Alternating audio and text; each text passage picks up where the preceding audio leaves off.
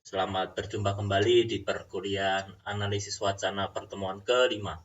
Ya, saya Agus Purnomo Ahmad Putika Dianto akan memandu jalannya perkuliahan ini.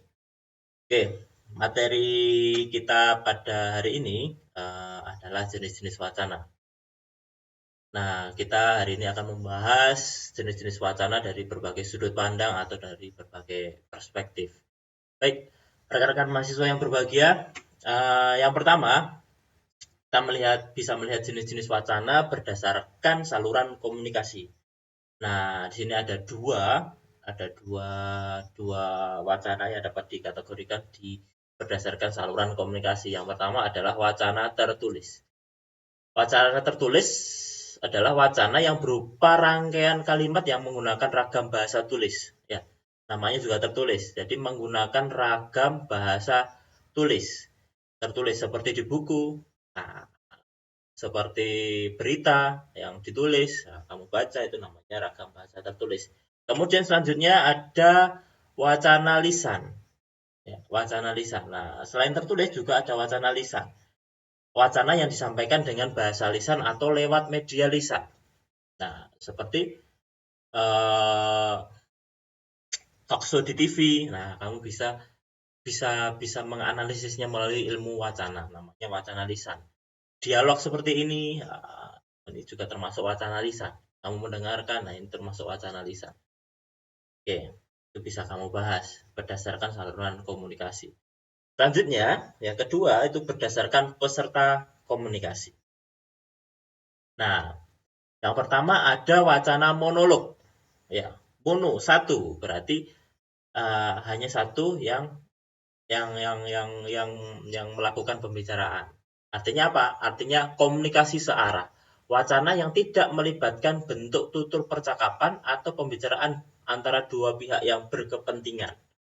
Ya, satu yang berbicara, yang lain mendengarkan. Nah, ini tidak terjadi hubungan timbal balik. Namanya komunikasi searah. Itu namanya monolog. Nah, seperti saya berbicara kepada mahasiswa, ya, kemudian tidak seperti ini tidak ada tanggapan karena memang tidak bisa, itu namanya monolog. Ya, komunikasi searah.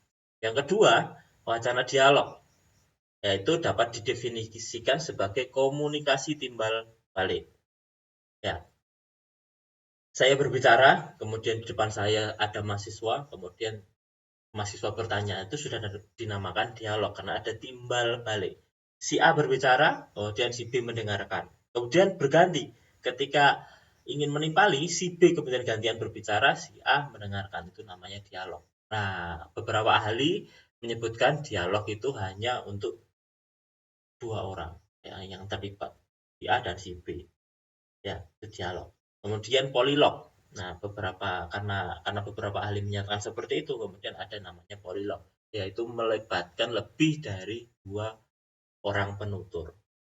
Ya, si A, si B, si C misalnya, atau si A, si B, si C, si D. Ketika si A berbicara, yang lain mendengarkan. Kemudian gantian, si B berbicara, yang lain mendengarkan.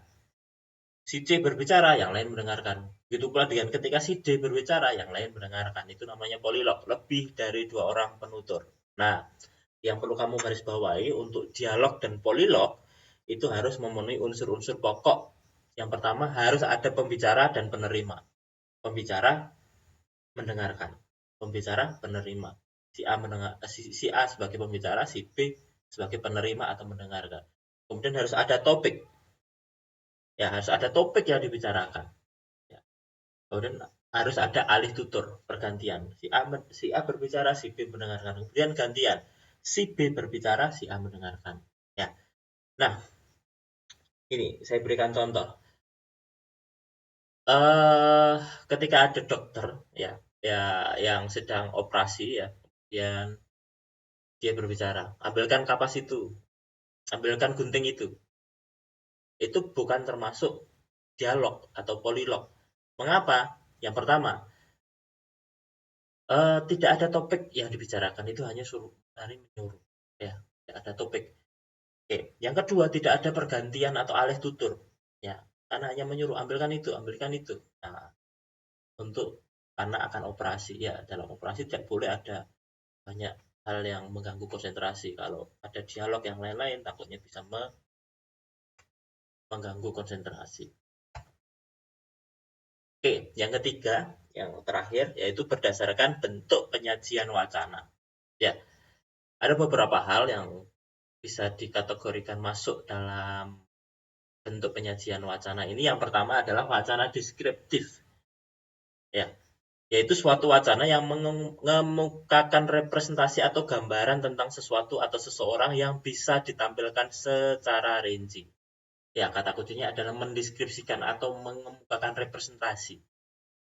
Ya, misal kita mendeskripsikan keindahan sunset. Nah, itu bisa digunakan wacana deskripsi. Ya. Atau kita mendeskripsikan kecantikan seseorang.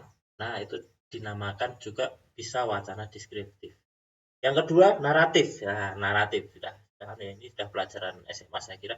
Naratif adalah cerita. Nah, makanya wacana naratif adalah serangkaian peristiwa yang terjadi pada seorang tokoh. Nah, tokoh ini bisa manusia, binatang, tanaman, atau benda yang diceritakan. Ya, naratif.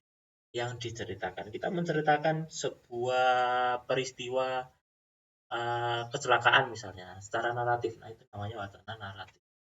Nah, yang ketiga wacana eksplikatif, mengandung suatu penjelasan yang bertujuan agar pembaca memahami sesuatu, bisa jadi suatu fenomena. Ya, dan hujan deras. Kemudian gunung meletus. Nah, itu bisa dinamakan masuk wacana eksplikatif. Kemudian wacana instruktif. Nah, wacana ini menampilkan petunjuk. Ya, bisa jadi aturan pakai, aturan, bisa jadi aturan main, peraturan, misalnya peraturan dalam suatu perguruan, dan pedoman. Nah, pedoman dalam suatu organisasi. Itu namanya wacana instruktif. Ya, ada instruktif. Menampilkan petunjuk, aturan, peraturan, dan pedoman. Ya, itu wacana instruktif. Yang kelima, ada wacana argumentatif. Ya, itu tujuannya itu untuk mempengaruhi atau mengubah pendapat, sikap, atau tingkah laku, bahkan menggoyahkan keyakinan pembaca atau keseluruhan pendengarnya. Argumentatif. Nah, sama seperti ketika kamu ingin mencalonkan menjadi seorang ketua Dema misalnya. Kamu harus bisa mengungkapkan argumentatif bahwa kamu layak menjadi seorang ketua Dema. Ya. Tujuannya apa? Tujuannya untuk mempengaruhi bahwa mahasiswa yang memilih kamu itu bisa memilih kamu karena yakin bahwa kamu itu mempunyai kelebihan-kelebihan yang membuat kamu layak menjadi seorang ketua Dema. Itu namanya argumentatif. Yang terakhir wacana informatif, yaitu jenis ini ringan sebenarnya, yaitu memang betul-betul terpusat atau pada memberi informasi saja, informasi yang langsung dibutuhkan. Ya, tidak untuk tujuan yang lain-lain, hanya memberikan informasi yang langsung dibutuhkan.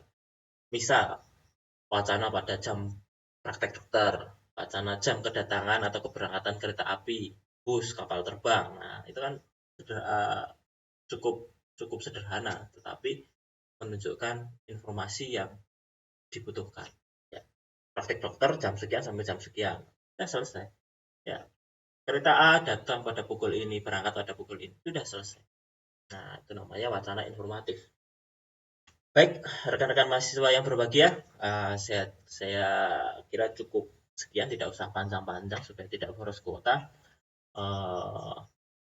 Semoga bisa dipahami dan semoga bermanfaat. Saya akhiri perkuliahan hari ini. Assalamualaikum warahmatullahi wabarakatuh.